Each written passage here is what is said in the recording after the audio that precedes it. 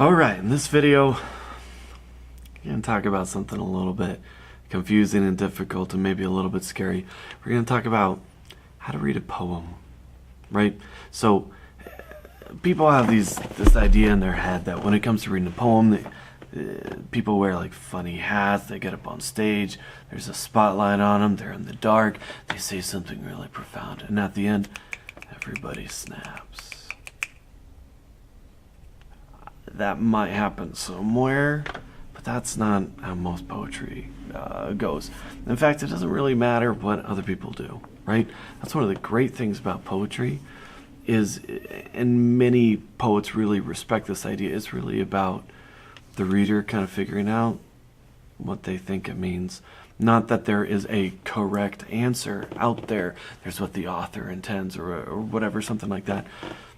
Poetry often really is about whatever the reader makes of it. So, with that in mind, let's talk about how to read a poem.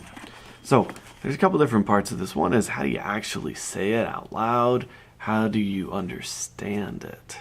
So many poems really are best if they are spoken. So, I chose a super famous poem called "The Road Not Taken" by our boy Robert Frost. So, if you haven't heard this before, here we go. If you have, here we go. The road not taken. Two roads diverged in a yellow wood, and sorry I could not travel both. And be one traveler, long I stood, and looked down one as far as I could, to where it bent in the undergrowth. Then the other, just as fair, and having perhaps the better claim, because it was grassy and wanted wear. Though as for that, the passing there had worn them really about the same, and both that morning equally lay in leaves, no step had trodden black. Oh, I kept the first for another day, yet knowing how way leads on to way, I doubted if I should ever come back. I shall be telling this with a sigh. Somewhere ages and ages hence, two roads diverged in a wood, and I took the one less traveled by, and that has made all the difference. So, if you actually followed along with the words, you'll see that sometimes I stopped in the middle of a line, sometimes I stopped at the end, sometimes I followed punctuation, sometimes I just went straight through. If you're trying to read a poem out loud, there's no right way to do it. But what I would suggest is that you read it in a way that supports the meaning, that adds character or drama to it, and doesn't just make it sing-songy like an Emily Dickinson poem. Okay, so here's probably the less interesting way to read this. Two roads diverged in a yellow wood, and sorry I could not travel both, and be one traveler long I stood, and looked down one as far as I could, to where it bent in the undergrowth.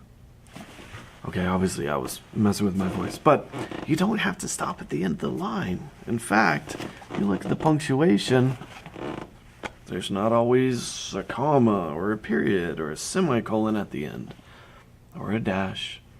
Sometimes it continues, and so it makes sense to continue it. Why then do poets end things on the end of the line? Well, they do this to accentuate a rhyme, for whatever rhyme pattern they're doing, or just to make it visual, to break it up. There's a lot of reasons, because there's really no one set of rules for poetry. There's so many different ways to do it. Alright, so we talked a little bit about reading. Let's talk about understanding what a poem says. One of the things I love about this poem is that just about everybody has a very specific way to interpret it, and I think they're wrong. Or at least, I think it's tainted by how it's presented to them. And this is part of the problem with interpreting anything in literature, is that we take things at face value or at the perspective in which it's given to us, right? So if someone says, "Oh, the road not taken, it's all about making choices and good choices, and this person made a good choice and it was good and it made all the difference." Except that's not what the poem says. That's just how people have read into it, to try and make it super positive.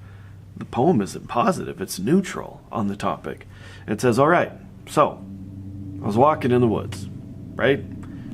There were leaves on the ground. It's probably fall. And I saw two paths. They're kind of the same. No one had walked down the paths. The leaves weren't dirty or anything. I looked down one, I looked down the other, and I took the one less traveled by. It made all the difference. But the person also acknowledges they never took the other path. And they don't know what would have happened had they taken the other path. So how do you really know it was the better option? See, that's what Frost never says in the poem, is that it was better. He just says it made all the difference. And people take it like, oh, it was a good decision. What I love about that is that it's open to interpretation, and that Frost lets us interpret.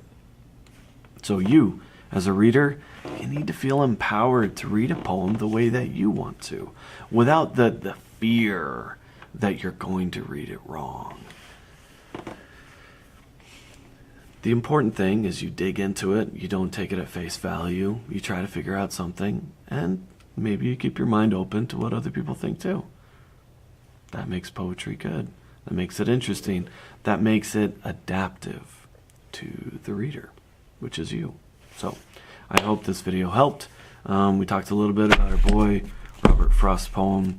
We read a little bit, and hopefully you maybe got a little bit of confidence to read something. So I hope you like this. Thanks for watching. See you in the next one.